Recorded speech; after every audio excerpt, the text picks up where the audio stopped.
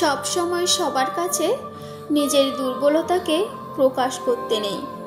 আজ যার প্রতি তুমি দুর্বল হয়ে নিজের সব মনের গোপনে রাখা কথাগুলো অনায়াসে বলে ফেলেছ, একদিন সেও তার স্বার্থ চরিতার্থ করতে তোমার সেই বলা কথাগুলোর ভিত্তিতে তোমায় আঘাত হানবে, তোমায় কথায় কথায় ছোট করবে।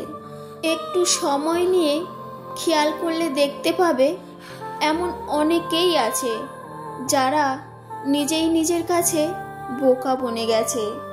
হয় তারা তাদের দুর্বলতাকে কারুর কাছে প্রকাশ করে ফেলেছে বিশ্বাস করে, নয়তো কাউকে তার দুর্বল দিকটাকে বলে ফেলার পর সেই বিষয়টাকে কাজে লাগিয়ে অন্য কেউ তার ফায়দা তুলছে। এমনটাই বাস্তব। সেজন্য কাউকে কখনো বিশ্বাস করে নিজের সব কথা বলে দিতে নেই, দেখিয়ে দিতে নেই নিজের দুর্বলতাকে।